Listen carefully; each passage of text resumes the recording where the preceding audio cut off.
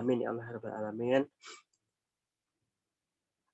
Kemudian tidak lupa juga yang terhormat kepada dosen kita, Dr. Susul Rahman, dan kepada teman-teman semua yang telah hadir. Terima kasih telah menyempatkan waktunya kepada presentasi kali ini. Maka dari itu, mari kita mulai presentasi kali ini dengan ucapan basmalah bersama-sama. Bismillahirrahmanirrahim. Dan untuk menambah keberkahan dan kelancaran acara ini, mari kita dengarkan lantunan ayat Al-Quran yang akan dibacakan oleh Saudari Salma. Kepada Saudari Salma, waktu dan tempat dipersilahkan.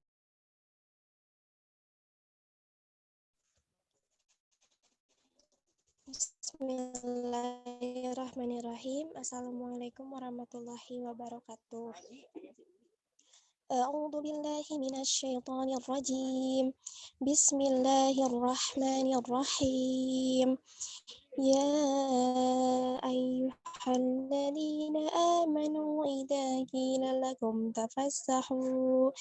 tafassahu fil majalisi fafsahu yafsahillahu lakum. وَإِذَا قِيلَ انشُزُوا فَانشُزُوا يَرْفَعِ اللَّهُ الَّذِينَ آمَنُوا مِنكُمْ وَالَّذِينَ أُوتُوا الْعِلْمَ دَرَجَاتٍ وَاللَّهُ بِمَا تَعْمَلُونَ خَبِيرٌ. Sadaqallahul Azim. Ya, alhamdulillahirrabbilalamin. Terima kasih kepada Saudari Salma yang telah membacakan lantunan ayat suci Al-Quran. Semoga dengan bacaannya dapat menambah keberkahan dalam jalannya kuliah hari ini dan menjadikan semuanya mudah menerima ilmu yang akan disampaikan oleh para pemateri. Amin ya Allah rabbal alamin. Maka dari itu, kita mulai saja presentasi kali ini dengan judul Metode Pendidikan Islam, Hikmah, Mauzu' Hasanah, Mujadalah, dan Demonstrasi. Kepada para pemateri dan presenter, saya persilahkan.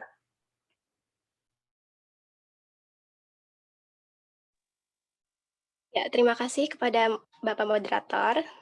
Bismillahirrahmanirrahim. Assalamualaikum warahmatullahi wabarakatuh. Di sini saya akan menjelaskan bahasan materi yang pertama, yaitu terkait dengan surat An-Nahl ayat 125, di mana di dalam surat An-Nahl ini nantinya akan dijelaskan mengenai metode pendidikan Islam, di antaranya ada metode hikmah, mau'izah hasanah, dan mujadalah. Yang pertama akan saya bacakan dulu terkait ayatnya. A'udzubillahi minasyaitonirrajim. Bismillahirrahmanirrahim. Ud'u ila sabili rabbika bil hikmah wal mau'izatil hasanah wajadilhum billati hiya ahsan. Inna rabbaka huwa a'lamu biman dhalla an sabilih wa huwa a'lamu bil muhtadin. Yang selanjutnya mungkin akan disebutkan terkait terjemahan perkataannya ya. Kalau di sini mungkin sudah ada terjemahan secara lengkapnya. Untuk terjemahan perkataannya yaitu ud'u, serulah manusia, ila sabili, kepada jalan, Rabbika, Tuhanmu, bil hikmah, dengan hikmah, wal mau'izatil hasanah, dan dengan pengajaran yang baik, wajadilhum, dan berdebatlah dengan mereka, billati hiya, dengan cara yang ahsan, lebih baik. Inna, sesungguhnya, Rabbaka, Tuhanmu, huwa, dialah a'lamu, yang lebih mengetahui, biman, siapa yang dhalla, sesat, an sabilih, dari jalannya, wahuwa, dan dialah a'lamu, yang lebih mengetahui, bil muhtadin, siapa yang mendapat petunjuk. Tolong di next PPT-nya, punten. Next.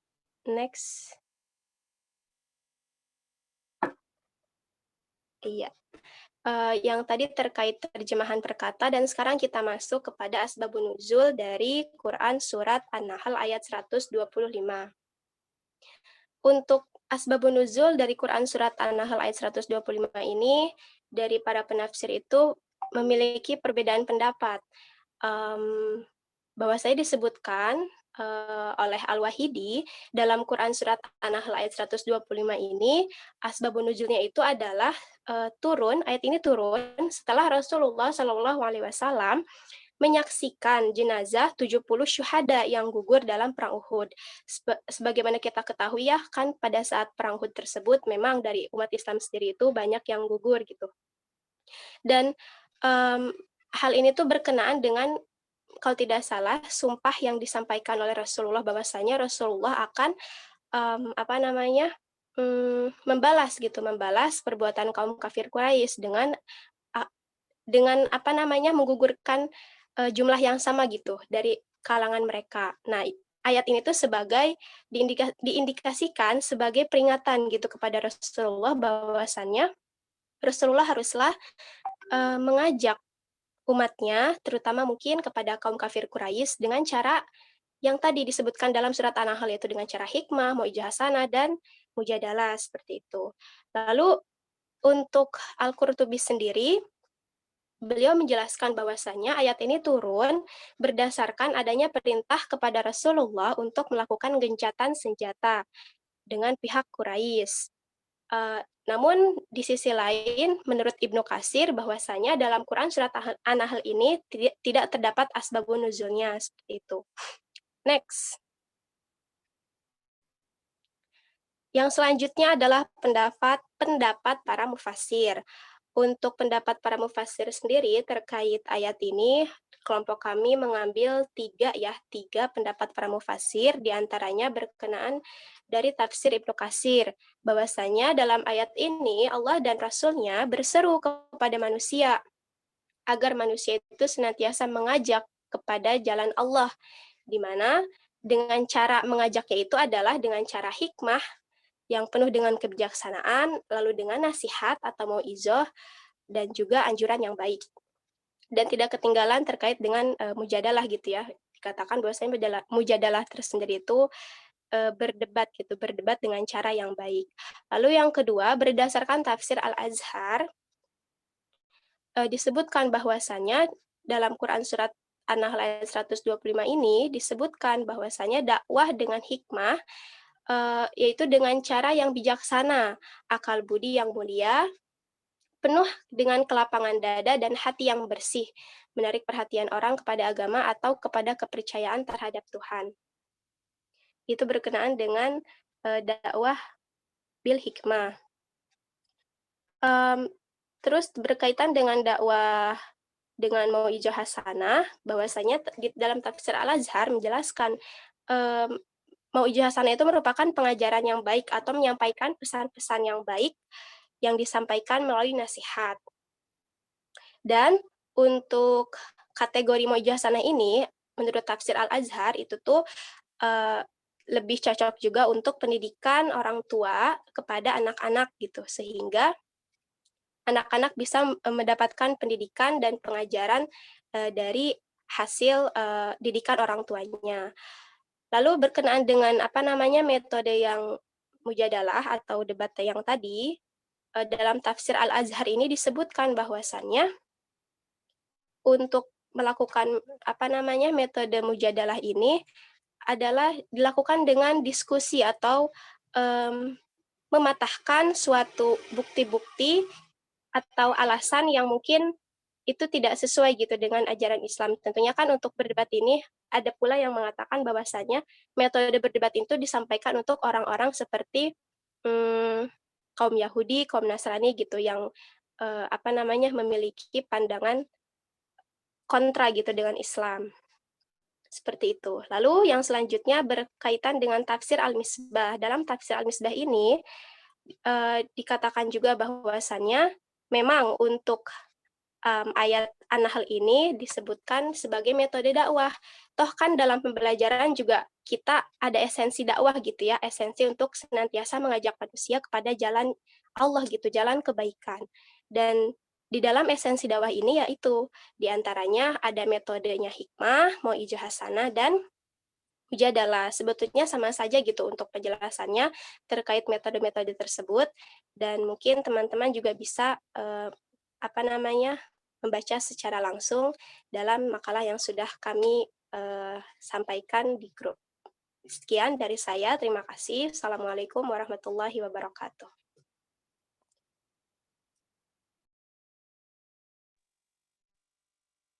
Ya, selanjutnya saya akan menjelaskan tentang surat Al-Kahfi. Sebelumnya, Pak Moderator, suara saya terdengar? Ada.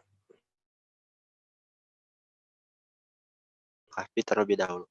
A'udzu billahi minasyaitonir rajim. Bismillahirrahmanirrahim. Fantalaqa hatta iza ataya ahla qaryati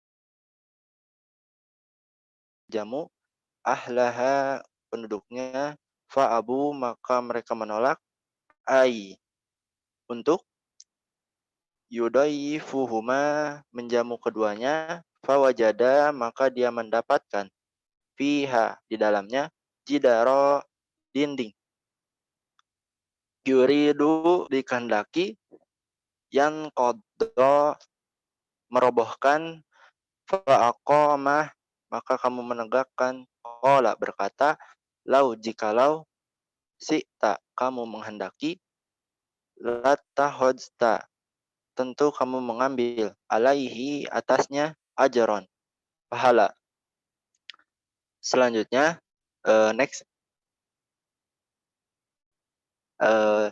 asbabun nuzul yang terkandung dari surat Al-Kahfi ayat 77. Di sini penulis hanya mendapatkan asbabun nuzul yang masih belum dalam gitu maknanya, karena di sini kita hanya mendapatkan asbabun nuzul yang terkait ayat 60 hingga 82 yang artinya turunnya ini pasti ada sangkut pautnya dengan ayat yang kita bahas ini dari ayat sebelumnya dan sesudahnya. Akan tetapi dalam literatur tidak dijelaskan bagaimana asbabun nuzul ayat tersebut, melainkan menyebutkan terdapat riwayat sahih menceritakan kisah Nabi Muhammad dan Khidir yang menjadi latar belakang Musa belajar kepada Nabi Khidir, yaitu hadis yang diriwayatkan oleh Bukhari bahwasanya Nabi Musa alaihissalam pada suatu hari berkhutbah di hadapan Bani Israel. Kemudian ada orang bertanya kepada beliau, siapakah orang manusia yang paling alim? Beliau menjawab, aku. Maka Allah Subhanahu wa taala menegurnya karena dia tidak mengembalikan ilmu itu kepada Allah. Kemudian Allah mewahyukan kepadanya, kamu mempunyai seorang hamba di tempat pertemuan dua laut yang lebih alim daripada kamu, sehingga kamu dapat mengetahui bahwa perintah Allah menjadi alasan mengapa Nabi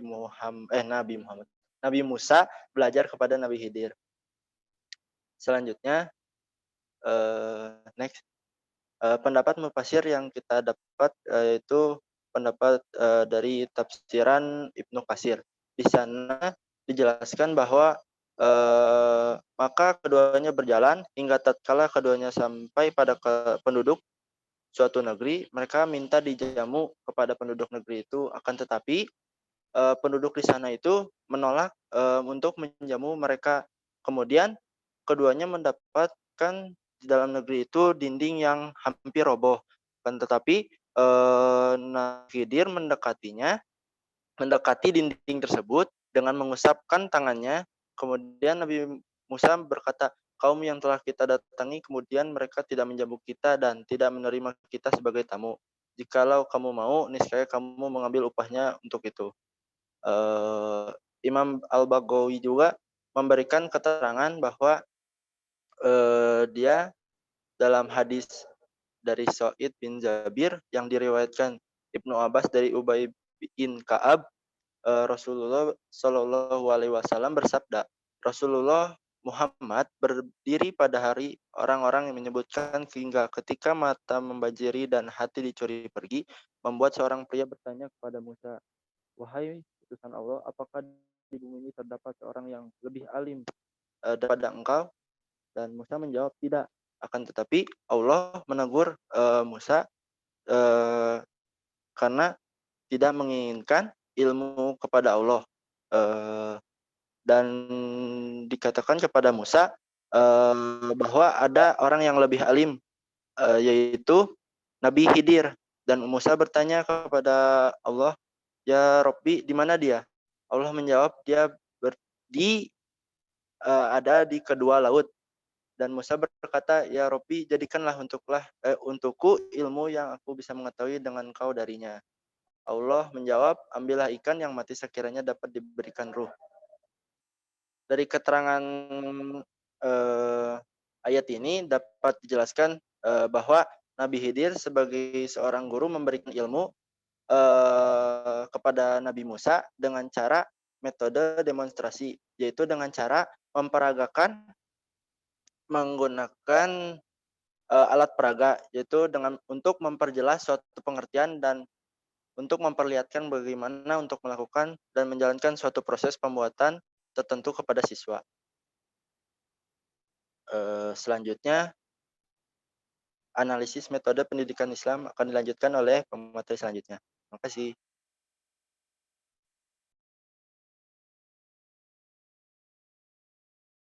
Nah, bismillahirrahmanirrahim. Di sini saya akan menjelaskan analisis metode pendidikan Islam ya. Nah, sebelumnya saya ingin menjelaskan dulu terlebih dahulu bahwa pada analisis ayat surat An-Nahl ayat 125 ini, pada awalnya itu dia itu hanya diperuntukkan sebagai metode dakwah saja. Nah, akan tetapi karena Rasulullah diperintahkan oleh Allah untuk memberikan pendidikan kepada umat manusia agar mau memeluk Islam dan mengikuti jalannya, maka metode ini pun dapat dijadikan sebagai salah satu pendekatan dalam memberikan pendidikan agama Islam gitu. Next. Metode pendidikan Islam. Nah, konsep metode pendidikan Islam ini sesungguhnya ya metode itu merupakan sebuah rangkaian tindakan atau cara-cara yang dilakukan oleh pendidik untuk mempermudah pemahaman peserta didik terhadap materi yang sedang diajarkan. Nah, jadi metode pendidikan ini berfungsi sejatinya untuk mempermudah para peserta didik dalam memahami materi gitu. Nah, tadi kan udah disebutin gitu ya, kalau misalkan metode pendidikan Islam itu ada salah satunya itu di surat An-Nahl ayat 125 yang mencakup 3 metode dan pada surat Al-Kahfi mencakup 1 metode yaitu metode demonstrasi. Nah, next. Nah, untuk di surat An-Nahl ini terdapat tiga metode, yaitu yang telah disinggung di awal, ada metode hikmah, metode mau'izah hasanah, dan metode jidal. Nah, metode hikmah ini merupakan dalam pengaplikasiannya dalam pendidikan Islam ini, dia itu dilakukan gitu agar untuk mempengaruhi atau meyakinkan para peserta didik gitu ya nantinya ketika pembelajaran untuk meyakini tentang materi yang sedang kita berikan gitu. Jadi pada hakikatnya itu metode hikmah ini digunakan untuk mempengaruhi atau meyakinkan peserta didik terhadap keyakinannya terhadap sebuah materi yang akan kita ajarkan gitu. Khususnya dalam ketauhidan seperti itu. Nah, metode hikmah ini juga disampaikan dengan cara-cara yang adil, baik, dan penuh dengan kebijaksanaan. Nah, terus yang kedua itu ada metode mau'izah hasanah. Nah, metode mau'izah hasanah ini pendidikan atau disebut juga nasihat yang baik gitu. Nah, kalau tadi kan metode hikmah itu atas dasar persuasif ya untuk meyakinkan peserta didik dalam memahami materi yang akan kita berikan. Nah, kalau mau'izah hasanah ini dia lebih kita tuh sebagai pendidik nantinya dapat memberikan nasihat yang baik kepada para peserta didik gitu. Nah, ini tuh biasanya dilakukan atau target peserta didiknya yang benar-benar maksudnya awam gitu. Awam dalam pengetahuannya terhadap pendidikan agama Islam gitu. Dan juga sudah disebutkan kan bahwa metode Mau'izah Hasanah itu lebih condong ke pendidikan dalam keluarga gitu, karena memang Mau'izah Hasanah ini apa sih namanya ya?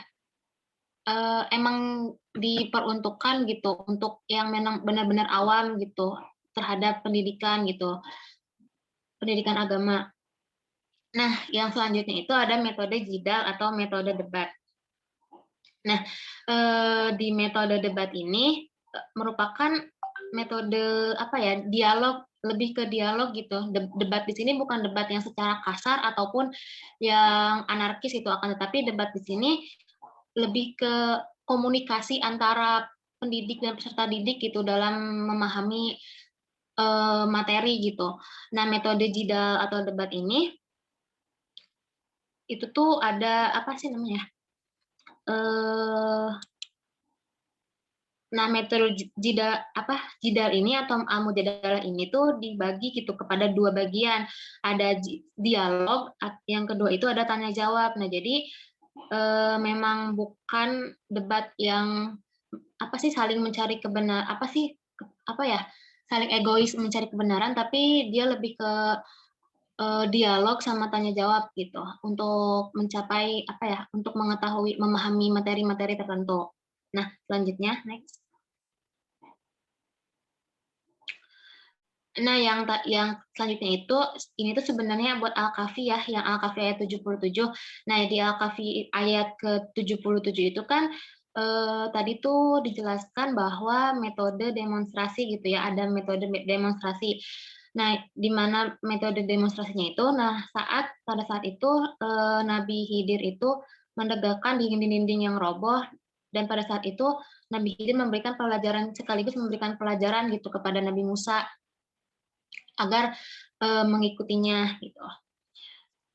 Terus, nah kalau dalam pendidikan agama Islam, pendidikan gitu ya, metode demonstrasi ini metode di mana kita tuh dengan cara memperagakan secara langsung gitu, dengan alat, bahan, atau praktek-praktek gitu. Jadi anak peserta didik itu dapat memahami pemateri, dapat memahami gambaran umum bagaimana suatu materi itu gitu. Jadi, nah kalau dalam pendidikan agama Islam, metode demonstrasi ini sangat cocok untuk diterapkan dalam materi fikih gitu. Karena kan dalam fikih itu banyak gitu ya, praktik-praktik ibadah yang harus kita ajarkan secara langsung gitu. Maksudnya dengan praktik-praktik secara langsung agar peserta didik itu tahu gambarannya itu seperti apa ketika dilaksanakan.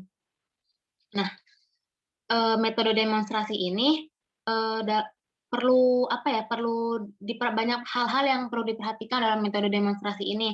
Nah, metode demonstrasi ini tuh perlu gitu pertimbangan-pertimbangan khusus gitu, seperti waktu, keefektifan waktu. Nah, apakah suatu materi itu sudah efektif untuk dilakukan dengan metode demonstrasi. Terus juga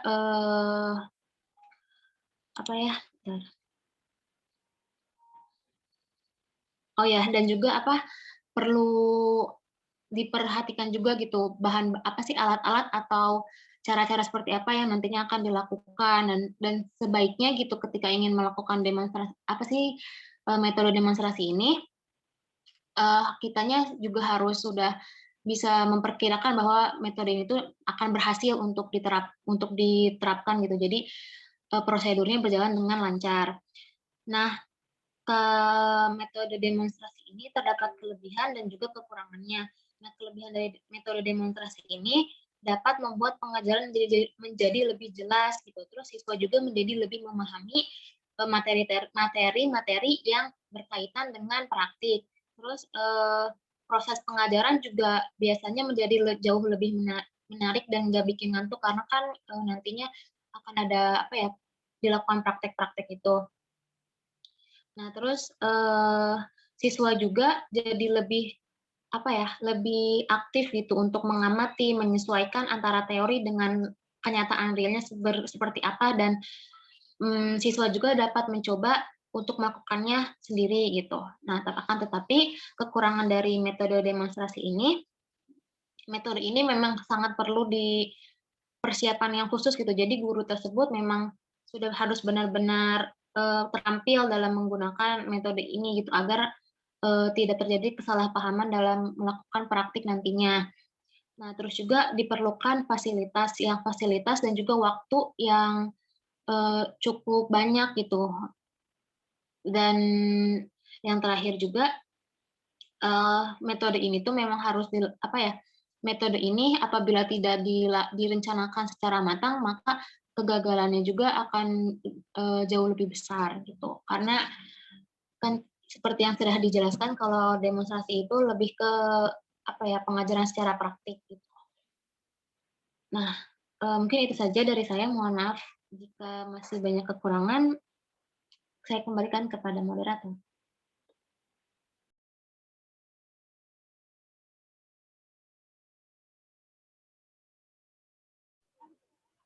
Iya, terima kasih. Sudah disampaikan ya. Tadi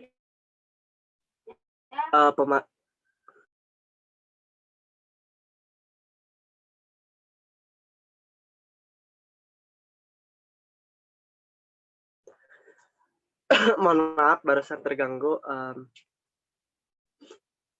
Barusan pemateri sudah disampaikan ya oleh semua pemateri. Untuk selanjutnya akan dilakukan sesi diskusi. Tentunya pemateri yang baru saja disampaikan adalah suatu keterampilan yang diperlukan oleh seorang guru. Maka dari itu, para calon guru ataupun bahkan calon dosen, silahkan bertanya untuk lebih mendalami segala keterampilan yang diperlukan dalam pengajaran yang sebentar lagi akan kita praktekkan. Silakan.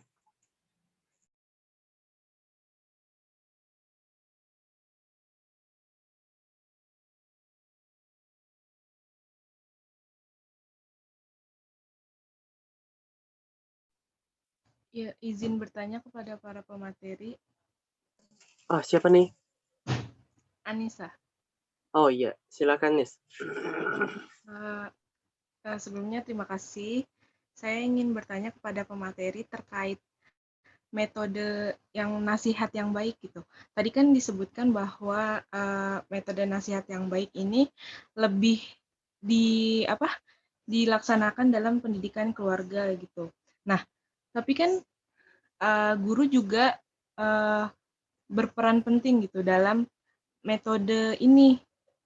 Ngerti nggak sih maksudnya kan? Jadi nggak kan orang tua penting, tapi guru juga penting gitu. Nah, terus dalam hal metode ini kan kita memberikan nasihat yang baik, tapi manusia kan nggak luput dari salah dan dosa. Nah, jadi kesannya kalau kita ngasih nasihat yang baik tapi kitanya belum benar, itu kan kayak gimana gitu. Jadi kalau menurut pendapat pemateri seperti apa? Terima kasih.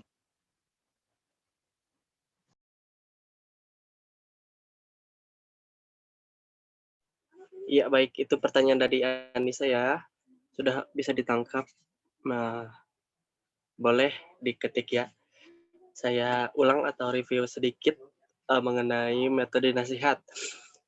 Di samping orang tua merupakan pendidik yang penting bagi anak, guru pun tidak kalah penting bagi seorang siswa karena merupakan orang tua kedua di sekolah.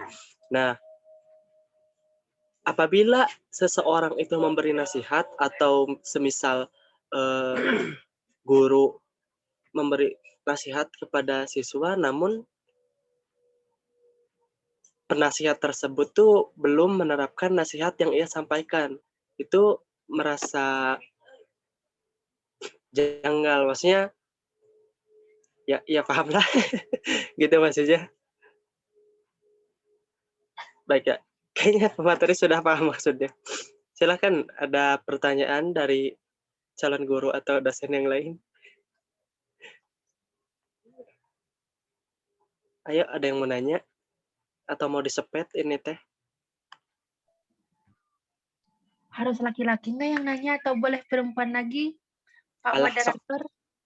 Mangga, silahkan Ibu Ibu aja. Ibu aja.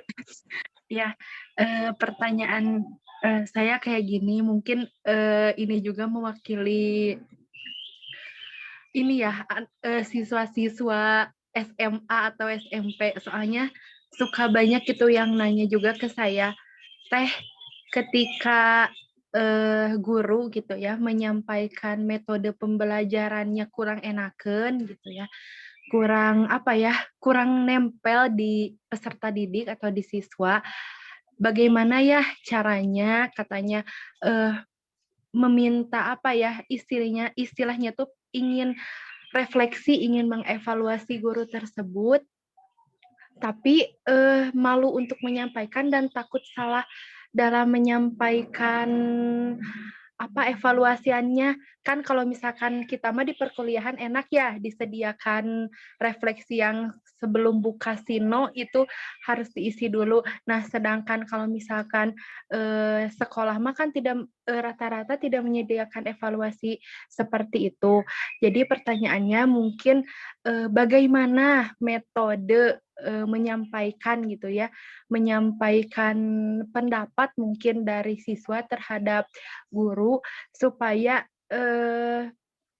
enak aja gitu komunikasinya. Soalnya terkadang guru itu merasa benar dan tidak mau menerima apa evaluasian atau pendapat dari peserta didik atau dari siswa. Seperti itu, Pak Moderator. Terima kasih. Iya, terima kasih Ibu Guru Ece yang telah menyampaikan pertanyaan. Saya review sedikit, disebutkan tadi bahwa memang sepatutnya antara siswa dan guru itu saling bersinergi gitu. Artinya kalau ada di salah satu pihak yang ada salah, sudah sepatutnya diadakan satu evaluasi. Namun terkadang siswa itu agak sulit jika memang kesalahannya terletak pada guru. Nah, metode penyampaian yang baik agar komunikasi dan sinergi antara guru sama siswa itu menjadi lebih baik ke depannya, bagaimana gitu tanggapan dari pemateri? Ada lagi pertanyaan dari guru dosen yang lain?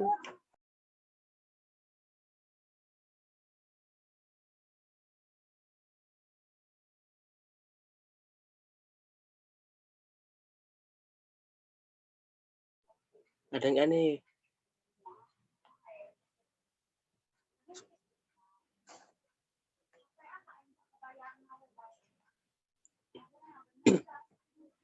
Ntar saya lihat dulu ya. Zen itu nggak ada pertanyaan ini. Lagian on cam mulu. Kita sepet terus kan.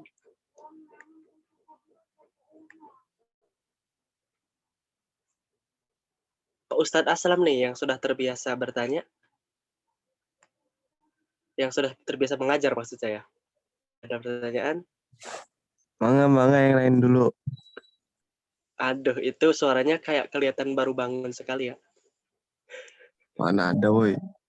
Oh iya. Yang diskusi ya, jika diskusinya sudah selesai, mohon langsung on mic untuk menjawab 2 pertanyaan yang telah diajukan. Saya mau ngecek yang lain nih. Mungkin Ibu Guru Destia yang sudah melanglang buana dalam dunia perguruan, belum ada pertanyaan? Sepertinya sambil mengajar Ibu ini.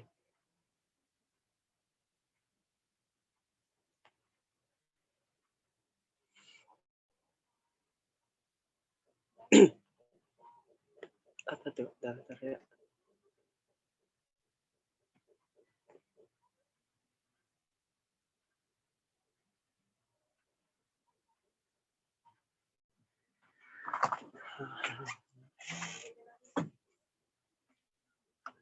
Oh ini.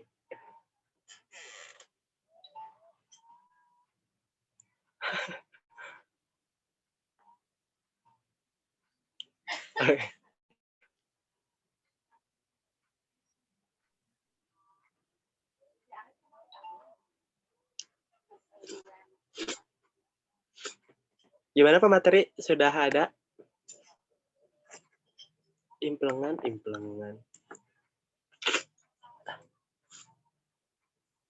Belum ya, kayaknya masih berdiskusi.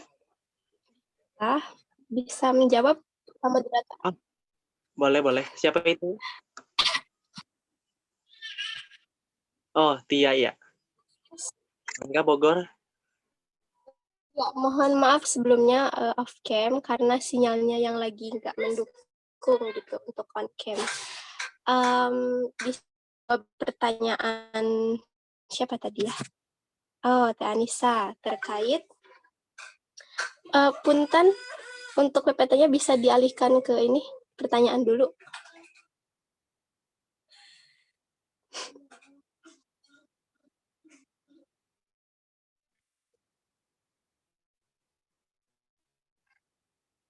Iya, pertanyaan dari Teh Anissa terkait metode nasihat yang baik. Di samping orang tua yang penting dalam memberi nasihat, guru juga penting dalam memberikan nasihat. Bagaimana menurut materi jika memberikan nasihat tapi belum baik? Oke.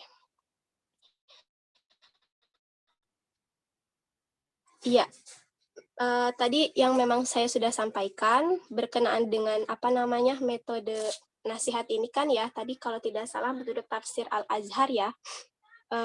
Untuk metode ini tuh memang lebih utama diperuntukkan dalam lingkup keluarga, tapi ya tidak ada salahnya gitu. Kalau misalkan metode nasihat juga ya diperuntukkan untuk lingkup sekolah, dari guru kepada peserta didik, seperti itu.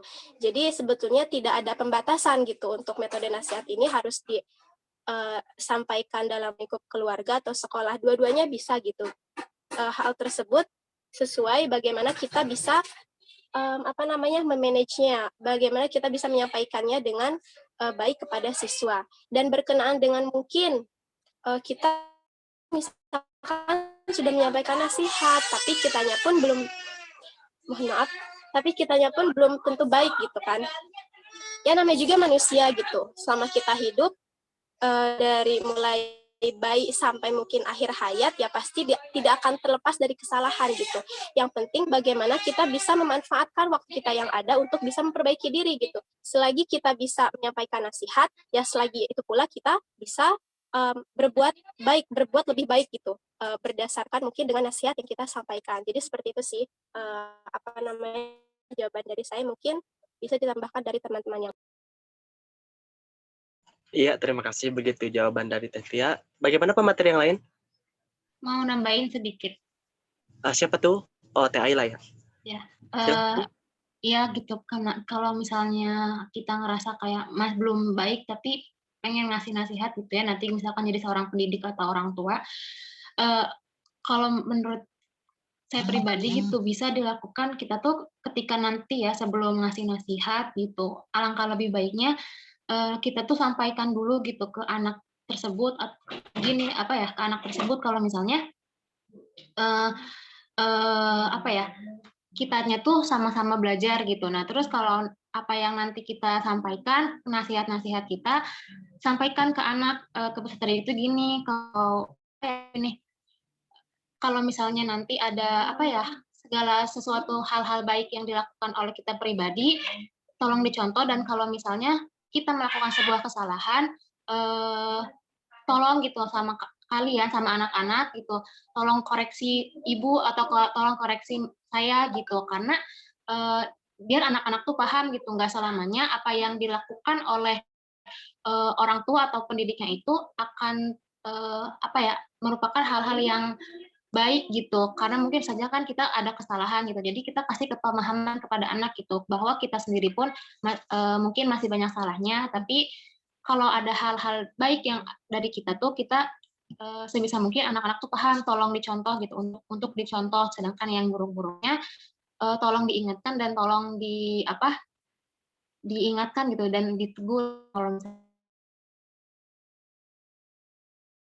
kesalahan yang mungkin bisa mempengaruhi peserta didik atau anak-anak nantinya gitu. Itu aja, enggak kepada yang lain.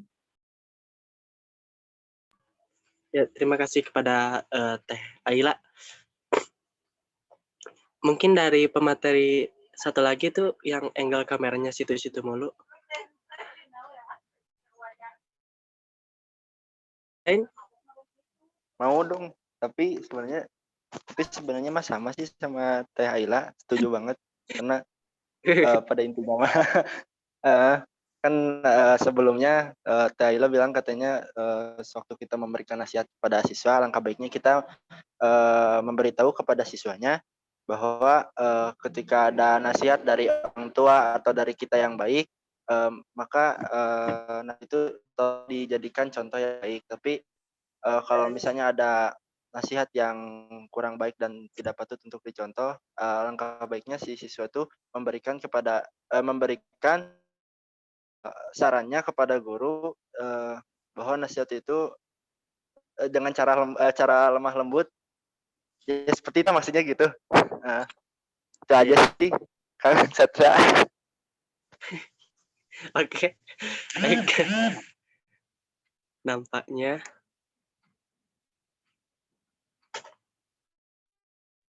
oh iya. Pertanyaan berikutnya, pemateri sudah ada jawaban?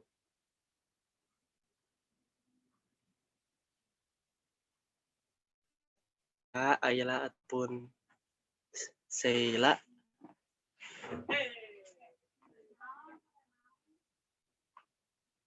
Izin mencoba menjawab ya pertanyaan dari CRD. Kan tadi pertanyaan itu gimana biar anak-anak tuh bisa ngasih refleksi gitu ya ke guru gitu, biar dan gurunya juga nggak ngerasa jadi yang paling baik gitu. Kalau menurut saya pribadi gitu, menurut kami juga apa ya, gimana gitu. Nah, guru tuh kalau bisa gitu ke anak-anak tuh kita tuh memperlakukan anak-anak bener-bener sebaik mungkin, terus selembut mungkin, dan juga kita selalu nganggap seakan-akan mereka tuh teman kita gitu, apalagi ke anak-anak, anak SMP gitu-gitu. Mungkin cara itu bisa dilakukan gitu, karena ketika anak-anak tuh ngerasa dirinya akrab sama gurunya, pasti dia nggak sungkan gitu untuk ngasih masukan ke guru tersebut gitu loh.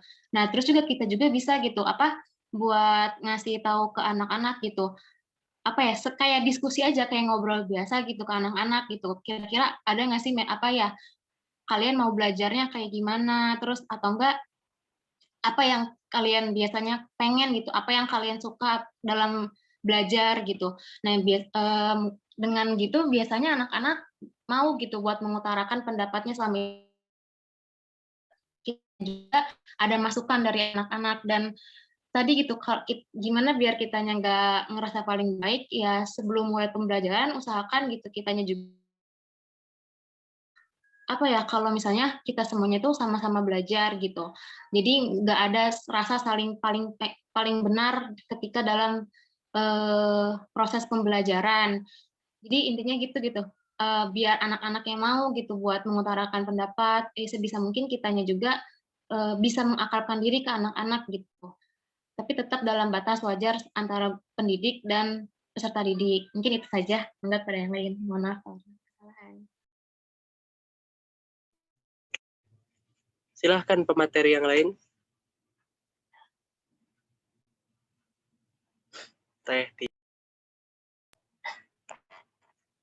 Siapa tuh? Kang Sheila.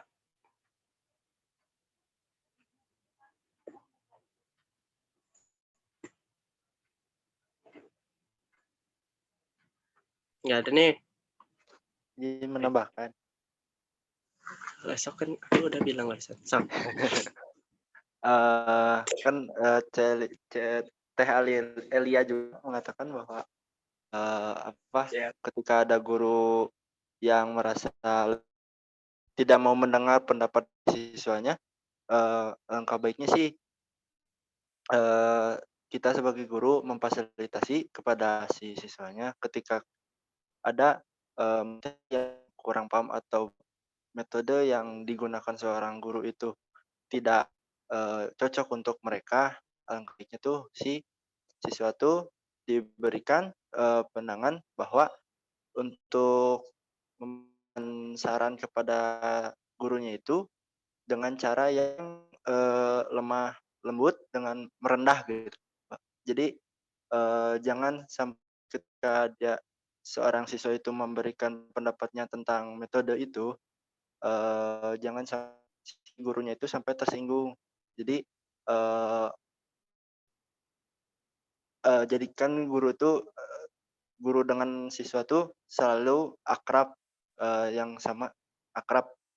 Jadi ketika akrab itu antara guru dengan siswa itu saling akrab, maka siswa pun tidak akan gemper gitu. Kalau kita memberikan sarannya kepada guru pun tidak ada merasa takut bahwa akan dibentak, akan dimarahi. Begitu aja sih mungkin.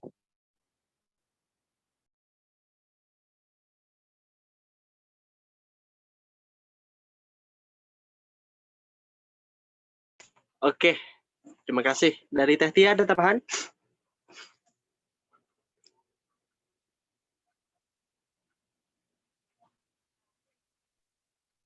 Ya, bismillah, mungkin mau menyampaikan sedikit. Jelas gak ya suaranya, Pun? Moderator. Jelas. Tes. Jelas, Tia. Ada, tidak ada. Berkenan dengan... Oh iya, mohon maaf. Sinyalnya lagi bermasalah. Berkenan dengan di Teh Elia ya. Intinya mungkin bagaimana menyampaikan maksud kita gitu atau pendapat kita berkenaan dengan pengajaran guru yang mungkin dari hal metode juga itu yang kita pahami gitu, dan materi yang disampaikan gitu kan kurang kita pahami juga seperti itu. Mungkin tadi yang sudah disampaikan oleh pemateri sebelumnya juga benar gitu ya. Memang dari guru tersebut dari awal tuh sudah sudah bisa mengakrabkan diri gitu, bahwasanya ketika mungkin ada kesalahan dari pihak guru, entah itu dalam hal metode atau penyampaian materinya, yaitu didiskusikan dengan baik gitu antara guru dan juga peserta didik. Atau kalaupun misalkan memang agak sulit untuk guru-guru yang misalkan dianggap killer gitu ya. Memang ini ada, mungkin dari saya memang ini tidak fair gitu ya, tapi mungkin bisa dicoba gitu dengan disampaikan oleh siswa yang yang mungkin akrab dengan guru tersebut gitu, karena kan mungkin tidak semua siswa akrab dengan guru ya, bahkan kadang ada sama sekali gitu yang hanya 1-2 saja gitu yang akrab dengan guru. Nah mungkin dari cara menyampaikan lewat siswa yang akrab dengan guru tersebut, atau siswa ya bisa dibilang mungkin kesayangan bisa gitu ya, atau ya dari siswanya juga mengakrabkan diri gitu kepada guru tersebut, sehingga kan dari guru pun oh iya dia menyampaikan pada teman-temannya itu seperti ini gitu ya. Mudah-mudahan sih itu bisa menjadi salah satu cara gitu tersampaikannya keluhan dari teman-temannya sendiri gitu kepada penyampaian guru tersebut, baik dalam hal metodenya yang kurang ataupun dalam hal penyampaian materinya tersebut. Mungkin itu sih dari saya. Mohon maaf apabila ada kekeliruan. Terima kasih. Iya, terima kasih kepada para pemateri. Tadi saya lupa tidak memberi kesempatan kepada audiens untuk menambahkan. Silakan barangkali ada yang ingin ditambahkan pertanyaan ke-1 ataupun yang kedua. Izin menambahkan untuk pertanyaan Elia. Moderator. Oh, itu Bapi ya? Ya. Sebelumnya suaranya jelas gak? Kalau nggak jelas aku nggak jawab. Iya. Bismillahirrahmanirrahim. Menambahkan sedikit untuk pertanyaan Elia, tapi ini lebih ke bagaimana cara guru untuk melakukan evaluasi terhadap dirinya gitu ya, terhadap metode pengajarannya. Jadi si siswa itu bisa memberikan masukan gitu dalam rangka evaluasi si guru itu gitu. Kalau menurut Novi bisa dilakukan dengan cara misalnya tuh ya tadi yang dipaparkan oleh para pemateri sudah benar gitu ya. Mungkin bisa dengan mengakrabkan diri antara guru dengan murid gitu. Jadi ketika sudah akrab itu si murid tidak sungkan gitu untuk memberikan masukan-masukannya. Terus yang kedua menurut Novi itu bisa dilakukan dengan setiap bulan tuh mungkin guru bisa memberikan kayak semacam kertas terus dibagiin ke siswa gitu. Jadi di siswa itu diberikan kesempatan untuk menuliskan apa saja gitu yang mereka inginkan gitu. Istilahnya menuliskan apa sih namanya? Masukan mereka gitu terhadap metode pengajarannya atau medianya atau cara penyampaian gurunya atau yang lainnya gitu ya. Tapi dengan syarat jangan dituliskan namanya gitu karena khawatir kalau misalnya dituliskan namanya kan pasti berpengaruh ke nilainya atau gimana gitu. Dan si gurunya juga harus berlapang dada gitu apapun yang ditulis sama si murid, baik buruk yang ditulis sama murid itu harus diterima gitu dalam rangka mengevaluasi diri dia mengevaluasi diri dia sendiri dalam mengajar agar lebih baik lagi gitu. Mungkin seperti itu. Terima kasih. Baik, terima kasih kepada Teh Novi. Jadi mungkin secara garis besar selain muridnya yang berusaha menyampaikan dengan baik, gurunya pun harus memberikan kesempatan dan peluang untuk membuka jalan agar murid bisa berbicara gitu. Kayak gitulah. Jadi keduanya harus kayak gitu. Kayak gitu ya, paham ya? Baik, silahkan. Ada lagi yang ingin Nida mau nambahin, Satria. Yang pertanyaan Anissa. sak. Yang tentang apakah kita boleh memberikan nasihat tapi kita belum baik. Nida mau dari Said bin Jubair mengatakan jika tidak boleh melakukan nasihat kecuali orang yang sempurna, niscaya tidak ada satupun orang yang boleh melakukannya. Ngerti gak dari situ? Jadi kayak seakan-akan tuh bahwa orang yang udah memberikan nasihat tuh udah sempurna. Ya, kita kan semua manusia itu belum sempurna, jadi ya saling mengingatkan lah memberikan nasihat tuh gitu. Terus dari Al-Hasan Al-Basir pernah berkata kepada Mutorif bin Abdillah, "Wahai Mutorif, nasihatilah teman-temanmu."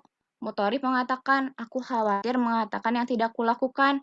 Mendengarkan hal itu, Hasan Al-Basri mengatakan, "Semoga Allah merahmatimu. Siapakah di antara kita yang mengerjakan? Siapakah di antara kita yang mengerjakan? Sungguh setan berharap bisa menjebak kalian dengan hal ini, sehingga tidak ada seorang pun yang berani melakukan amar mungkar." Jadi intinya mah tetap aja ya meskipun kita belum baik, harus tetap bisa saling mengingatkan hal yang baik gitu.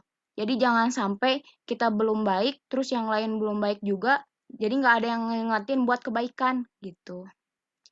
Dan mungkin itu sampaikan. Mohon maaf bila ada kesalahan. Ya, terima kasih. Kepada Teh Nida.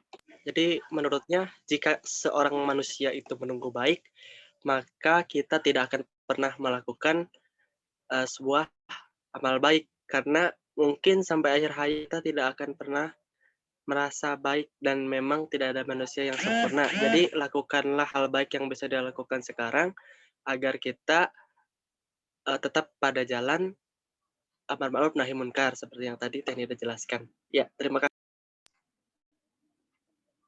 Ada lagi atau kita cukupkan untuk sesi diskusi?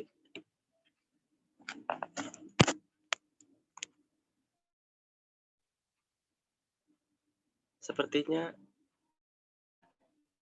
tidak ada lagi tambahan dari audiens. Apa tuh? Ada chat. Oh iya ya. Oke, baik. Alhamdulillahirabbil alamin. Dari pertama tadi sesi presentasi kemudian dilanjut dengan sesi diskusi tanya jawab itu telah selesai dilaksanakan. Saya ucapkan terima kasih kepada para penanya maupun penjawab dan yang menambahkan juga atas partisipasi aktifnya dalam kuliah hari ini. Semoga kita semua yang berpartisipasi aktif maupun yang mendengarkan dapat ilmu yang bermanfaat dari apa yang kita bahas kali ini. Amin ya Allah ya Rabbal Alamin. Selanjutnya saya serahkan kepada yang lebih ahli di bidangnya, kepada Bapak Cucu waktu dan tutup dulu ya. Presentasi kali ini kita akhiri saja dengan ucapan hamdalah bersama-sama. Alhamdulillahirabbil alamin. Selanjutnya saya serahkan kepada Pak Cucu waktu dan tempat. Saya persilahkan.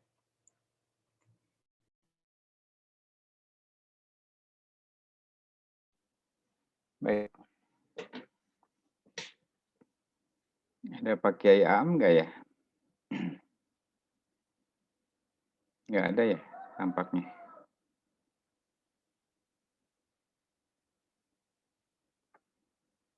Baik. Ada suara saya, Satria? Ada, Pak. Bismillahirrahmanirrahim. Assalamualaikum warahmatullahi wabarakatuh. Waalaikumsalam warahmatullahi wabarakatuh.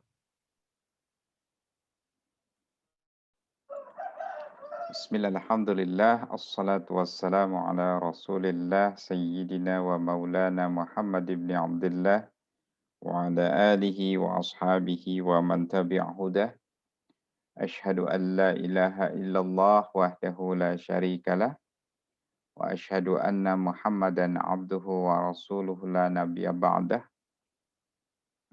Allahumma salli ala sayyidina Muhammadin al-fatihi lima ughliqa wal khatimi lima sabaqa nasiril haqqi bil haqqi wal hadi ila siratikal mustaqim wa ala alihi wa ashabihi wa miqdarihil azim. Amma ba'd.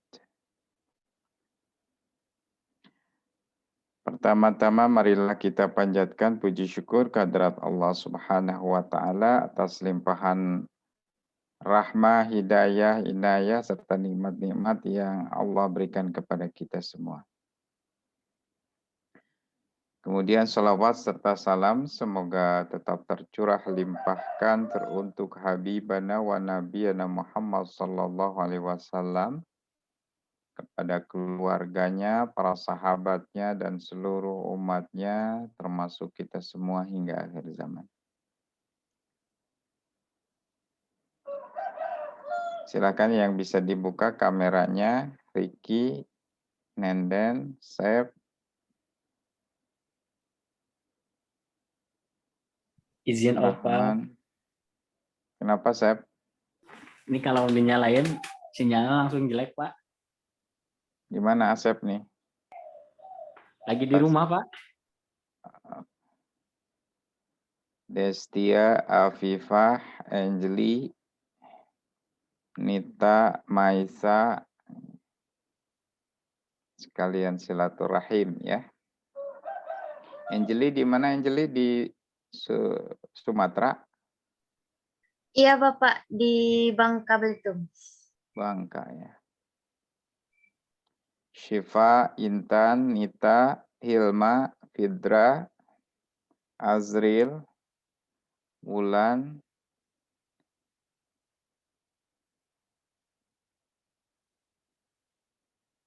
Dia, Widyastri, Windy, Astri,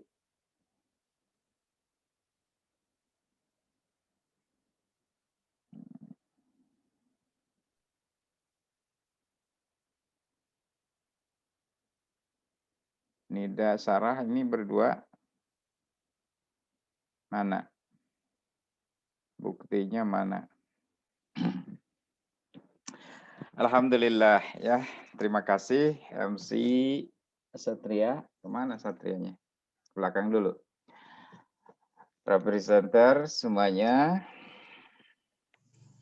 Puji syukur kehadirat Allah Subhanahu wa taala. Alhamdulillah, mudah-mudahan apa yang kita bahas menambah keimanan kita kepada Allah Subhanahu wa taala, ya. Kecintaan kita kepada Al-Qur'anul Karim, mukjizat Nabi kita Muhammad sallallahu alaihi wasallam sebagai hudan linnas, sebagai petunjuk bagi manusia, terutama kita yang bertakwa, hudan lil muttaqin. Kita yakini bahwa Al-Quran adalah kitab pendidikan, ya. Al-Quran huwa kitabut tarbiyah. Karena isinya adalah pendidikan. Dari keseluruhan Al-Quran semuanya dalam konteks pendidikan, ya. Mendidik. Apapun itu, baik berbicara tentang peperangan, berbicara tentang keluarga, berbicara tentang harta warisan, berbicara tentang ekonomi, semuanya dalam rangka pendidikan. Berbicara tentang teologi, akidah, berbicara tentang fikih syariah, ya, semuanya dalam rangka pendidikan, gitu ya. Karena Al-Quran menghendaki manusia menjadi baik, menjadi manusia yang baik. Nah, itu kan pendidikan, misi pendidikan itu, ya. Menginginkan manusia semuanya baik, menjadi manusia yang berbudi luhur, beradab, yang adil, yang care terhadap orang lain, tidak serakah, kan gitu ya. Yang dekat kepada Allah, baik kepada sesama. Duribat alaihimud dhillah ainama suqifu illa bihablim minallah wa hablim minan nas. Ada hubungan yang baik itu dengan Allah secara vertikal maupun terhadap sesama manusia secara horizontal. Nah, dan Al-Quran khususnya dalam hal metode penyampaian, ya, secara umum, metode mengajak, menyampaikan ajarannya, menyampaikan misi atau risalah Islam itu sangat rinci, ya, sangat jelas. Berbeda mungkin dengan konsep-konsep pembelajaran yang lain yang kita perlu melakukan pengkajian lebih dalam, gitu ya, atau perlu analisis lebih tajam. Tapi terkait dengan metode ini tampak, gitu ya. Jadi eksplisit. Sehingga kita bisa lihat dalam buku-buku ilmu pendidikan Islam ataupun dalam buku-buku tafsir Tarbawi sendiri, kajian tentang metode pembelajaran atau metode pendidikan itu banyak, gitu ya. Termasuk yang secara panjang lebar dibahas, gitu. Berbeda dengan konsep-konsep yang lain.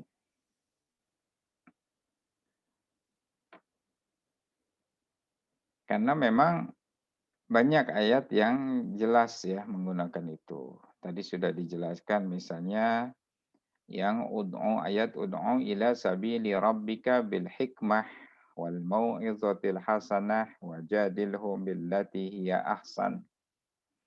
Nah, itu terkait dengan bagaimana kita mengajak. Jadi masih umum sifatnya, mungkin dalam hal ini berdakwah, ya, menjadi dai. Ud'u itu serulah, ajaklah. Nah, ajaklah ini bisa dalam konteks umum atau dalam konteks pembelajaran atau pendidikan. Guru ke murid bisa dalam arti mengajak, kan gitu ya. Kalau Profesor Salman Harun membagi pada dua model, ada yang one way traffic, ada two ways traffic, gitu ya. Satu, yang pertama satu arah, trafficnya itu satu arah, yaitu dari guru ke murid, dari yang ngajak ke yang diajak. Seperti ud'u ila sabili rabbika bil hikmah wal mau'izatil hasanah. Nah, bil hikmah wal mau'izatil hasanah ini one way traffic. Jadi mengajak dengan cara apa? Dengan cara hikmah dan mau'izah hasanah. Wajadilhum billati hiya ahsan itu beda lagi. Itu two way traffic. Ada di situ kan jadil mujadalah itu diskusi atau debat. Jadi dua orang baik yang mengajak maupun yang diajak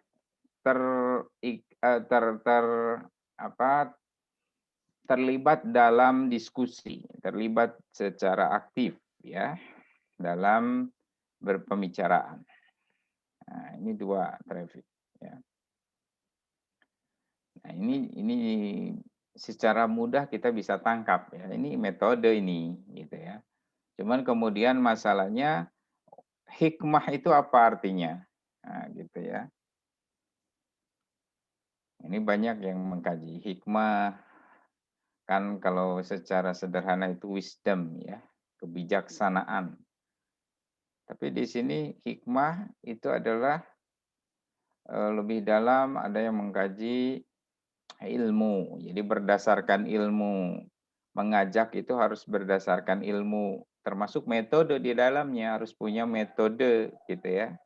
Strategi, memperhatikan situasi, kondisi, memperhatikan konteks, memperhatikan mad'u yang diajak ya, subjek dakwahnya siapa. Kan kita harus mengajak atau berbicara itu harus sesuai dengan akal mereka kan gitu. Ala qadri uqulihim, sesuai dengan kadar akalnya. Mendidik anak TK berbeda dengan mendidik SD gitu ya. Dengan mendidik SMP atau SMA. Nah, ini kita harus perhatikan itu. Hikmah ya. Nah, dengan ilmunya intinya gitu ya. Kalau kita dakwah dengan ilmunya, mengajar dengan ilmunya. Dengan metode pedagogiknya gitu ya, dengan ilmu pedagoginya, juga ilmu kontennya tentang konten. Apa yang akan diajarkan kita harus tahu. Harus paham, harus menguasai. Wal mau'izatil hasanah. Mau'izah juga pelajaran yang baik gitu ya. Nah, baru yang ketiga ini two way traffic kalau menurut Salman Harun ya, Profesor Dr. Salman Harun, guru besar tafsir Tarbawi di UIN Jakarta. Ada diskusi di situ ya, ada keterlibatan yang diajak. Ini juga banyak contohnya ya dalam Al-Qur'an sendiri. Misalnya tentang Nabi Ibrahim yang mengajak kepada orang tuanya, itu kan ada diskusi gitu ya.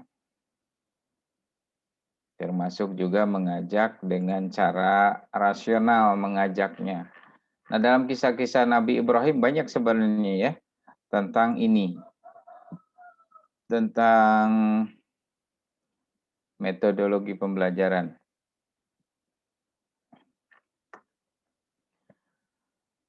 Ada metode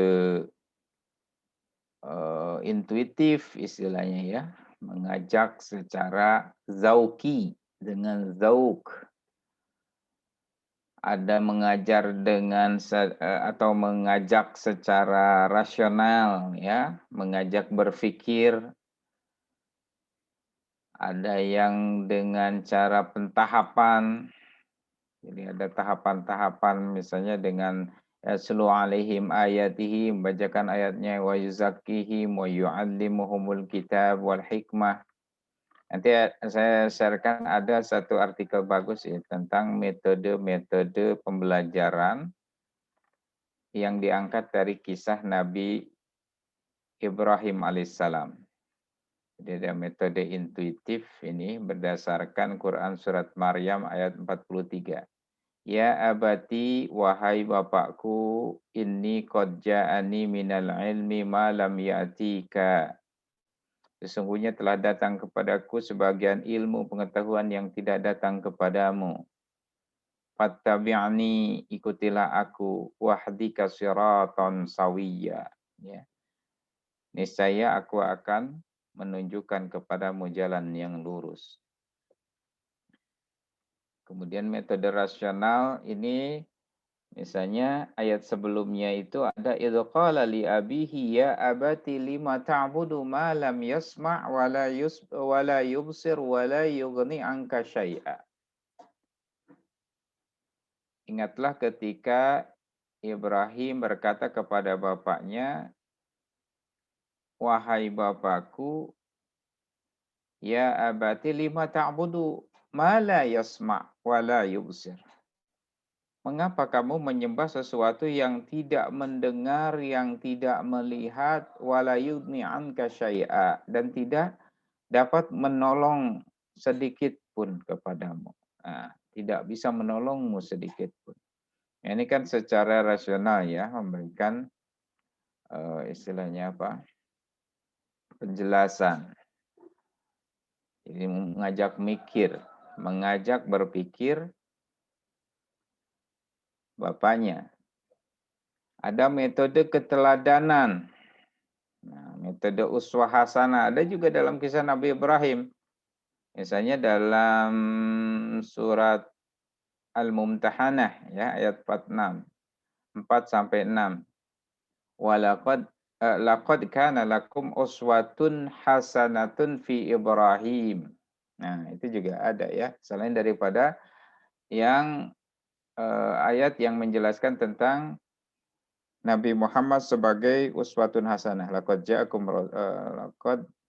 kana lakum fi Rasulillahi uswatun hasanah. Uswatun hasanah itu suri tauladan ya. Keteladanan. Memang keteladanan itu penting sekali.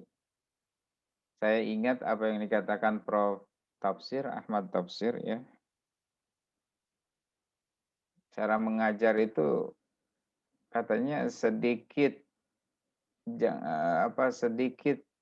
pengajaran gitu ya. Sedikit saja pengajaran, perbanyak keteladanan dan pembiasaan. Jadi metodenya lebih banyak ke keteladanan dan pembiasaan. Materi justru jangan terlalu banyak gitu. Keteladanan itu banyak dicontohkan dalam Al-Quran. Ada metode muzakarah. Muzakarah itu diskusi ya. Atau munazarah. Muhadarah, munazarah ya. Munazarah itu diskusi. Ada ibrah, mau'idhah, nasihat. Misalnya dalam surat Maryam ayat 41-43, wadhkur fil kitabi Ibrahim. Ceritakan hai Muhammad kisah Ibrahim dalam Alkitab. Innahu kana siddiqan nabiyya. Sesungguhnya dia adalah seorang yang siddiq ya, yang membenarkan lagi nabi ya, seorang nabi. Idz qala li abi, ketika berkata kepada bapaknya yang tadi itu ayatnya ya. Ya abati lima ta'budu ma lam yasma' wa la yubsir wa la yughni anka syai'a. Ya abati inni qad ja'ani minal 'ilmi ma lam ya'tika fattabi'ni ahdika siratan sawiyya. Itu juga nasihat, ibrah, mau'idhah ya, demonstrasi. Ada demonstrasi, metode demonstrasi. Demonstrasi mempertunjukkan seperti misalnya kalau tentang Ibrahim itu dalam surat Al-Anbiya ayat 51. Walaqad ataina Ibrahima rusydahu min qablu wa kunna bihi amilin. Sungguhnya kami anugerahkan kepada Ibrahim hidayah, ya, rusydahu min qablu, sebelum Musa dan Harun, wa kunna bihi amilin, dan adalah kami mengetahui keadaannya. Ini kisah Nabi Ibrahim. Baru dalam kisah Nabi Ibrahim banyak sekali, ya. Belum lagi yang ayat yang menjelaskan tentang gagak, ya, yang memberikan contoh bagaimana menguburkan mayat. Nah, itu ya. Guroba.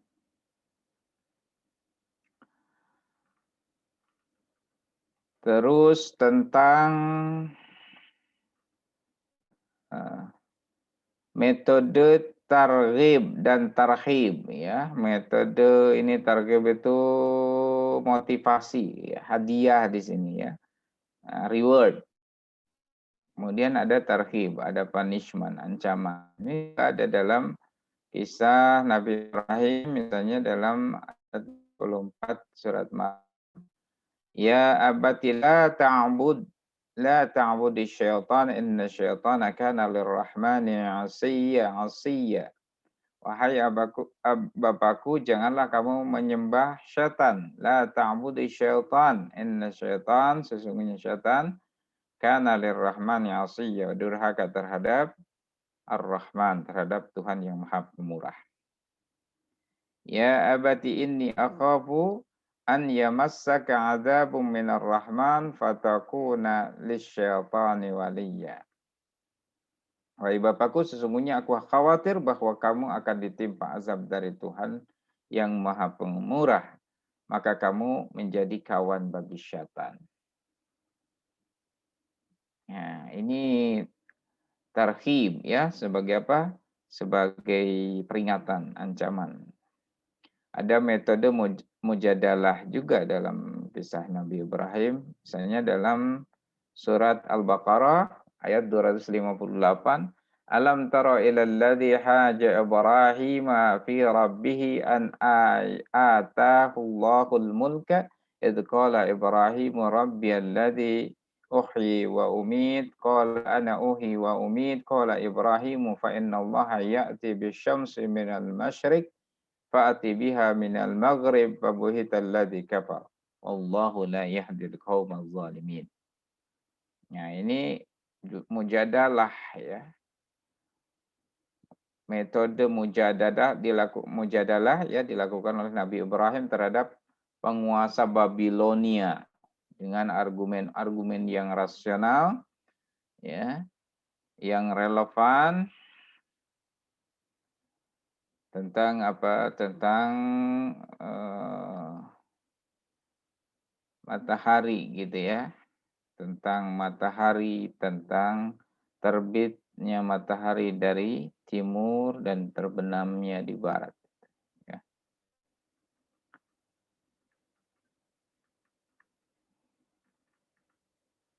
Ada metode wasiat. Idh qala lahu rabbuhu aslim qala aslamtu li rabbil alamin. Tunduk patuhlah. Ibrahim menjawab, aku tunduk patuh kepada Tuhan semesta alam.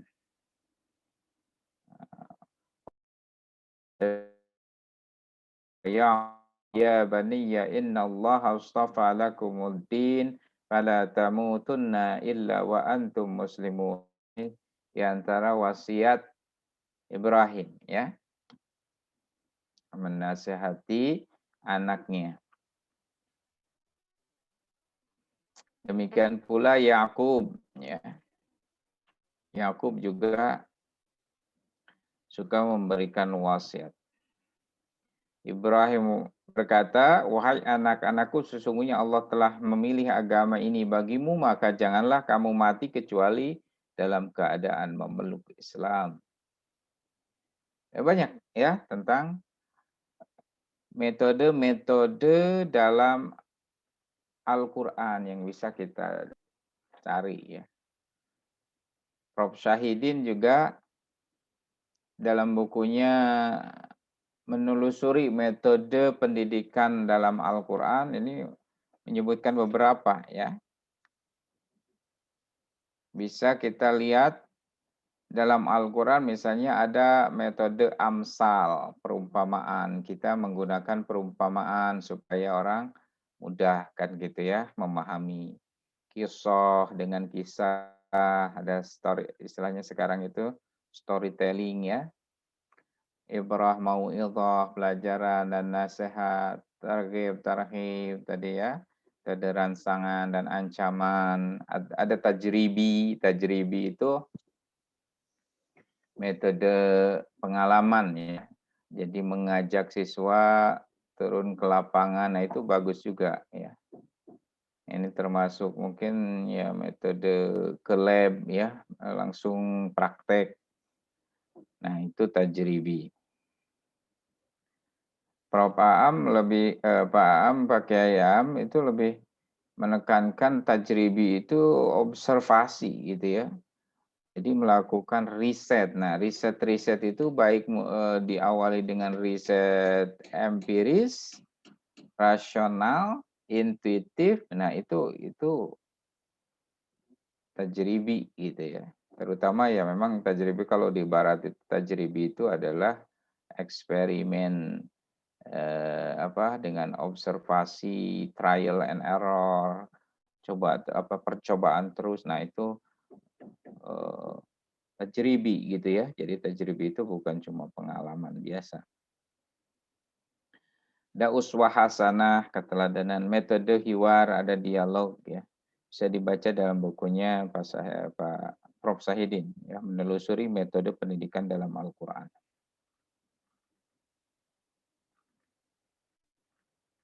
Saya juga menulis tentang ini, memotret gitu ya, memotret apa yang ditulis dalam buku-buku tafsir Tarbawi ini cukup banyak ini ya. Dalam buku tafsir Tarbawi di Indonesia, saya tulis ini lebih daripada yang lain. Kontribusi konseptual dari tafsir Tarbawi ini lebih dari 3 halaman saya kira ini ya. Karena setiap buku tafsir Tarbawi berbicara tentang ini. Ya. Jadi banyak tentang metode itu.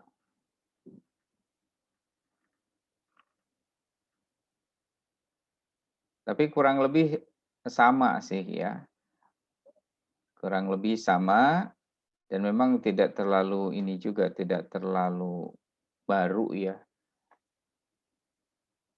Intinya kalau menurut Qadar Yusuf, bentuk metode dalam Al-Quran itu ada 2, ada yang pembicaraannya langsung. Jadi metode ini disebutkan metode tadi misalnya ya bil hikmah wal mau'izah wajadilhum billati ahsan. Nah, ada yang tidak disebutkan tapi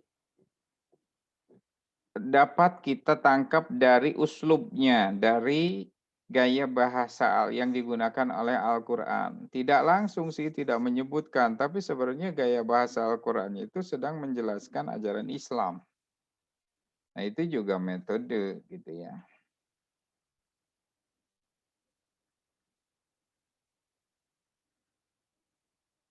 Di sini Ahmad Izan dan Saifuddin misalnya dalam tafsir pendidikan, dia juga menyebutkan beberapa. Ada metode keteladanan, metode adat kebiasaan, pembiasaan ya, nasihat, pemberian perhatian.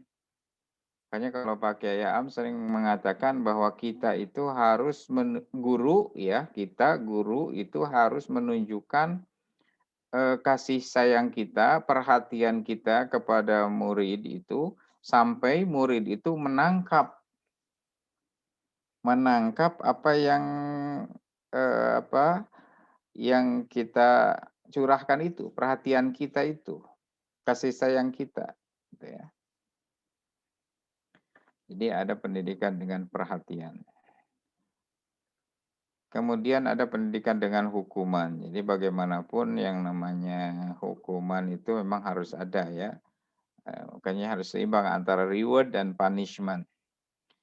Dalam Al-Quran juga kan banyak sekali semacam tahdir, ya, peringatan, termasuk hukuman, ancam-ancam dengan neraka, diancam dengan azabun alim, kan gitu ya. Nah, ya, kalau tidak ya tidak bisa tegak juga. Hukum itu kalau tidak ada punishment juga ya ompong gitu ya. Makanya selalu ada gitu ya dalam aturan itu ada punishment, ada hukuman. Orang misalnya menerobos jalan lampu lalu lintas gitu ya. Ya harus ditilang gitu. Nah, itu bentuk punishment supaya orang mengikuti hukum yang ditegakkan. Suteja dalam bukunya menyebutkan metode teladan, kisah-kisah, metode nasihat, pembiasaan, hukum ganjaran, metode ceramah, metode diskusi, perintah dan larangan, metode pemberian suasana, metode bimbingan dan penyuluhan, ya itu biasa ya. Nah, tapi dari itu semua menurut Ahmad Izan dan Sayudin itu pendidikan itu harus didasarkan pada prinsip kasih sayang. Jadi harus didasarkan pada prinsip kasih sayang, keterbukaan, keseimbangan, dan integralitas.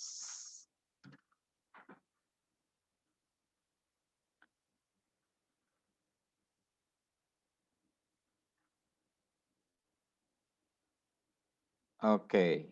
Nah, kemudian di sini Nanang Ghazali dalam bukunya Tafsir dan Hadis tentang Pendidikan membahas tentang metode dalam Al-Quran yang disebut dengan hikmah tadi kan, tadi bil hikmah. Nah, ini hikmah tarbawiyah menurut dia tidak sekedar menyampaikan pelajaran dari guru kepada murid, tapi terkandung beberapa persyaratan agar tercipta efektivitas belajar mengajar. Pertama, aspek kepribadian guru. Ini terkait dengan uswah hasanah ya, keteladanan. Guru harus selalu menampilkan keteladanan yang baik bagi murid-muridnya. Kedua, aspek kemampuan intelektual yang memadai. Ini terkait dengan konten atau materi gitu ya. Jadi harus mengerti apa yang kita ajarkan. Kemudian aspek penguasaan metodologi yang memadai ya terkait dengan metode pedagogi ya, metode mengajar ya. Kemudian aspek keikhlasan. Nah, penting juga ini harus ikhlas dalam mengajar gitu ya. Kemudian aspek spiritualitas. Jadi ada spiritualitas yang membedakan antara pendidikan Islam dengan pendidikan sekuler ya. Pendidikan Islam itu ya namanya agama Islam itu kan sangat didasarkan kepada iman, kepercayaan gitu ya. Spiritual. Bahwa ilmu itu dari Allah. Kemampuan kita pun dari Allah, kebenaran dari Allah. Tidak ada yang luput dari Allah gitu ya. Nah, ini spiritual. Harus istiqomah dalam melakukan ini semua. Itu juga bagian daripada metode kalau menurut Ghazali di sini ada Nanang Ghazali ya. Baik. Jadi bil hikmah itu artinya perkataan yang benar dan tegas yang dapat membedakan antara yang benar dan yang salah, yang baik dengan yang batil ya. Dan yang kedua, hikmah itu dengan Al-Qur'an dan hadis. Al-hikmah ya. Kata al-hikmah adalah nilai-nilai kebenaran universal yang dapat digali dari ungkapan dan isyarat-isyarat Qur'aniyah. Jadi di sini al-hikmah gitu ya. Hikmah itu memang dalam maknanya. Nah, kemudian mau'izatil hasanah, metode ini akan lebih efektif bagi objek dakwah yang karena keterbatasan kemampuan berpikirnya cenderung bersikap taklid dalam menerima kebenaran seperti anak kecil yang masih belum dapat berpikir konseptual, ya. Nah, ini cocok sekali mau'izah hasanah. Jadi nasihat-nasihat yang baik, yang ya objek kajiannya, objek atau muridnya itu yang belum begitu menggunakan akalnya, ya, belum dewasa. Nah, itu pas kalau menggunakan mau'izah hasanah atau ceramah, ya, pemberian nasihat gitu. Nah, yang ketiga mujadalah itu yaitu bagi orang yang sudah punya argumentasi gitu, ya. Ini kan di sini adu kebenaran, berdebat melalui argumentasi, melalui forum diskusi, dalam seminar dan lain sebagainya. Nah, itu. Jadi dapat digali ya dari hal seperti itu. Nah, beda lagi ini ada Ahmad Alim dalam bukunya Tafsir Pendidikan. Ini mengkaji surat An-Nahl yang tadi itu. Menurutnya metode pendidikan antara lain bil hikmah dengan beberapa bentuk metode, ada yang keteladanan, praktik, dan perumpamaan. Ini masuk bil hikmah gitu ya. Jadi metode yang harus dipahami. Kemudian mau'izatil hasanah diwujudkan melalui misalnya penggunaan kaulan, cara-cara kaulan, ya, beberapa variasi atau model kaulan dalam Al-Quran. Ada kaulan baligha, nasihat yang argumentatif. Ada kaulan layyina, nasihat yang lembut. Ada yang kaulan maisura. Maisura itu mudah, ya, yasir. Kaulan karima, nasihat yang mulia. Kaulan sadida, nasihat yang bagus, yang tegas. Kaulan hasanah, nasihat yang baik. Kemudian yang ketiga, mujadalah. Mujadalah itu jidal bisa dengan hiwar, ya, tadi dengan diskusi. Nah, banyaklah sebenarnya, ya. Pak Kiai Am juga dengan kajiannya terhadap Quran surat Ar-Rahman, di sini kan Ar-Rahman 'allamal Qur'an, khalaqal insan 'allamahul bayan, asy-syamsu wal qamaru bihusban. Ini sudah masuk ke metode nih. Asy-syamsu wal qamaru bihusban, wan najmu wasyajaru yasjudan, was samaa'a rafa'aha wa wada'al mizan.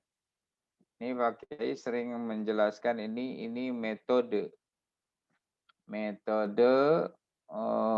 Ada yang metode empiris, ada metode teologis, ya, rasional teologis, spiritual, ya. Jadi mulai dengan pembahasan asy-syamsu wasyajaru yasjudan. Nah, di sini matahari, wan najmu, dan bintang-bintang, atau di sini juga ada apa namanya, tumbuhan yang berbatang, ya, berbiji terbelah. Nah, ini digunakan sebagai dalil tentang bahwa di situ manusia diajak untuk berpikir rasional, berpikir teologis, dan berpikir empiris. Teologis itu yasjudan, sujud, wan najmu wasyajaru yasjudan. As-sama'a wa rafa'aha wa wada'al mizan. Nah, ini sudah mengangkat Allah, di situ Allah yang membuat segala sesuatu itu seimbang. Nah, itu diantara cara-cara, ya, yang digunakan oleh para ulama atau para pengkaji pendidikan ya, dengan menggalinya dari Al-Qur'anul Karim. Ya, dari Al-Quran kita bisa menangkap metode-metode cara menyampaikan. Nah, cara ini harus kita pahami adalah satu usaha, satu hal atau jalan cara yang kita gunakan untuk memudahkan kita menyampaikan materi supaya dipahami oleh murid atau peserta didik agar bisa sampai kepada tujuan pembelajaran. Gitu. Nah, intinya sih sebetulnya ya kita jangan terbatas pada yang tertulis dalam teks, tertulis dalam ayat. Nah, itu kan bagian-bagian atau contoh-contoh gitu.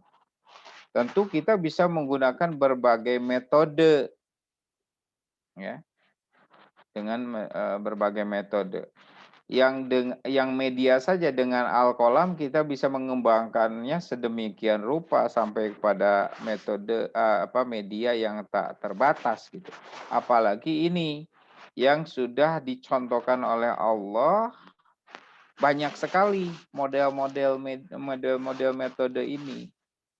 Nah, tentu kita bisa mengembangkan kepada metode-metode yang lain.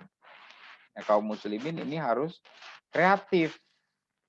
Jangan sampai hanya mengikut saja gitu kan ke barat. Biasanya kita itu hanya mengikut barat, menggunakan yang dari barat, merasa keren dengan apa yang ditemukan di barat, istilah-istilah barat gitu ya.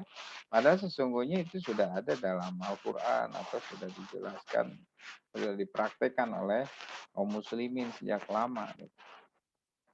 Dan kita terus harus mengembangkan metode-metode ini ya. Nah, saya kira itu ya, spiritnya adalah bahwa Al-Quran sudah menjelaskan, menggambarkan banyak sekali metode, silahkan digunakan, tentu mungkin perlu penelitian-penelitian lebih lanjut supaya metode-metode yang disebutkan atau diisyaratkan dalam Al-Quran baik secara tertulis maupun tak tertulis itu bisa dibuktikan secara empiris ya. Jadi perlu ada pembuktian di kelas atau di lapangan sehingga yang tadinya hanya merupakan kebenaran spekulatif atau kebenaran rasional, kebenaran teoritis menjadi kebenaran yang sifatnya sains ya, ilmu. Saya kira itu waktunya juga sudah lewat ya. Terima kasih. Mudah-mudahan bermanfaat bagi kita semua. Kita tutup dengan kifaratul majlis. Subhanakallahumma wa bihamdika asyhadu an la ilaha illa anta astaghfiruka wa atubu ilaik. Aqulu qouli hadza wa astaghfirullahal azim li wa lakum. Assalamualaikum warahmatullahi wabarakatuh. Waalaikumsalam warahmatullahi wabarakatuh. Waalaikumsalam warahmatullahi wabarakatuh. Turun, Bapak. Terima kasih banyak, Bapak.